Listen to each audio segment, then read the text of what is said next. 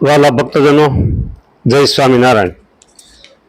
રોજના ક્રમ મુજબ આજે પણ આપણે ગુણાતીતાનંદ સ્વામીનો સમાગમ કરીએ. સ્વામી કહે છે,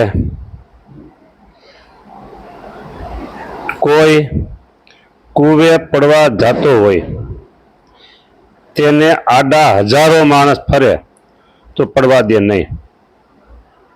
તેમ સત્પુરુષ ને સત્શાસ્ત્રના બહુ શબ્દ સાંભળ્યા હોય તો વિષય માર્ગથી રક્ષા કરે. પંચ વિષયમાં આપણે ખેંચાતા હોય અને મોટાના શબ્દો આપણા મગજમાં ગુંજતા હોય તો આપણે એ રક્ષા કરે. ગમે એવું અવળું માણસ હોય તેને પણ વશ કરીએ. એ તો આવડવું જોઈએ. તેને નમી દઈએ, તેનું રાખીએ, તેને પૂછીએ, એ અનુસારે એ માણસ વશ થઈ જાય. આપણે એના થઈ જઈએ તો તે આપણા જરૂર થાય. હવે આગળ નવી વાત. જો વાલા ભક્તો, આપણે તપાસીને જોઈએ ને તો આ જીવ કેવળ પ્રકૃતિને જ ભજે છે. આ જીવ એટલે આપણે પોતે હો. હા, કેવળ એટલે ફક્ત પ્રકૃતિને જ ભજે છે. એટલે આપણે આપણા સ્વભાવને વશ થઈને જીવીએ છીએ. પણ દેહ ગુજરાન ઉપર સુરત રહેતી નથી અને અવશ્ય હોય એટલું તો કરવું પડે.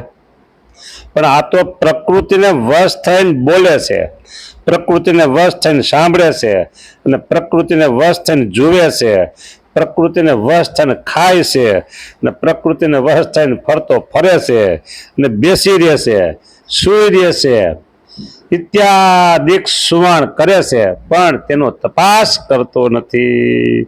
સુવાણનો અર્થ એવો છે મનોરંજન માટેની વાતો, હરવું પડવું વગેરે એ કરે છે, પણ તપાસ કરતો નથી.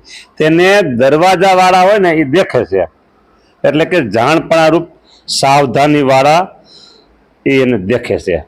દરવાજા વાળા એટલે સાવધાની રૂપે મધ્ય અંત્યનું 9મું વચનામું છે સાવધાન દરવાજાનું.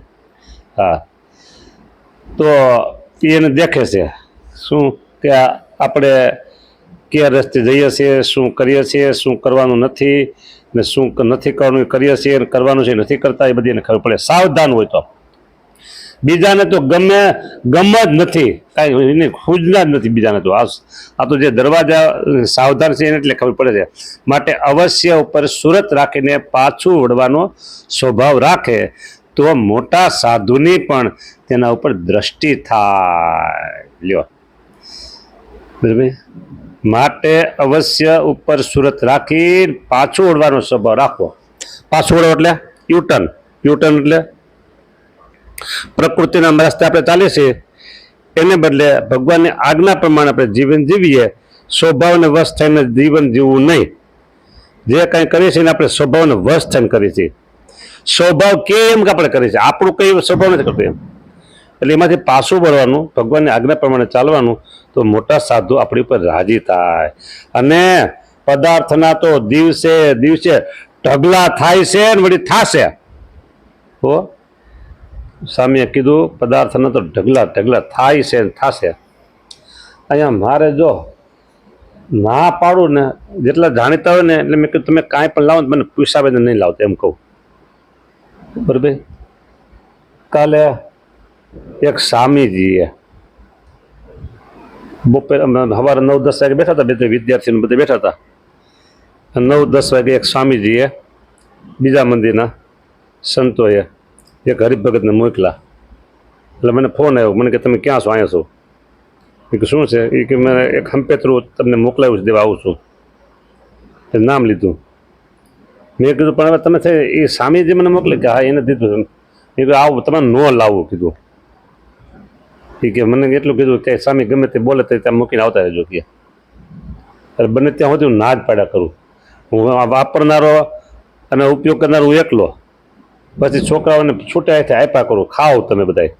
હા, છૂટા હાથે આપ્યા કરું. ખાલી ઓલા ના પાડતા હતા ને તો એને સમજાને આજ પછી તમે આરતી પાસે પાછા અહીંયા આવજો. હા સીધા પછી હું તમને રોકીશ નહીં લઈ જજો. આ બધું મારે નિકાલ તો કરવો પડે ને.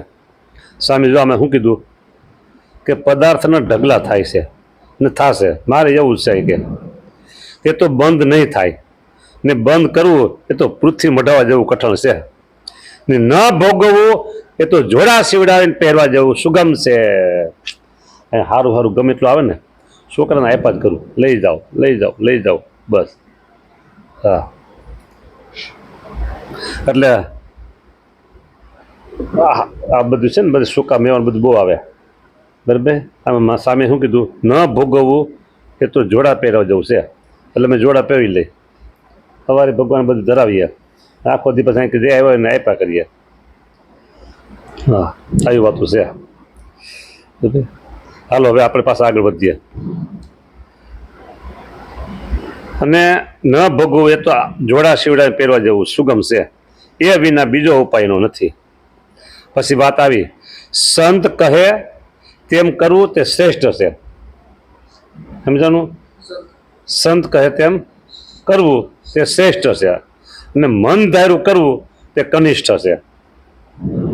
આપણું મન કે ને એમ નહીં કરવાનું, સાધુ કે ને એમ કરવાનું. બરાબર. ઘણા બધા હરિભક્તો છે એના વ્યવહારિક કામકાજ હોય તો એ તરત સંતોને પૂછતા હોય છે. બરાબર. એટલે આપણે ગમે તે પગલું ભરીને પહેલાં ફોન કરીને પૂછી લેવાનું. બસ સત્સંગમાં હોય તો ભલે, વ્યવહારનું હોય તો ભલે. સંત કહે તેમ કરવું એ શ્રેષ્ઠ, મનગમતું કરવું તે કનિષ્ઠ છે.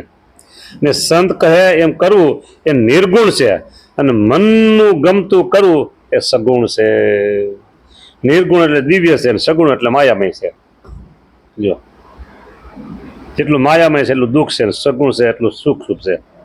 આવી વાત છે. હાલો તો હવે અહીંયા કથાને આપણે પૂરાણ કરશું, વિરામ કરશું. પછી આરતીમાં આપણે થાય, આરતીમાં જઈએ અને પછી બીજું કંઈ છે નહીં. ચાલુ રાખી દઉં. જય સ્વામિનારાયણ. ટૂંકી કથા થઈ છે બરાબર. હરિભક્તો નવરા ન હોય સાંભળવામાં, આટલું છોડવું એ સારું. જય સ્વામિનારાયણ.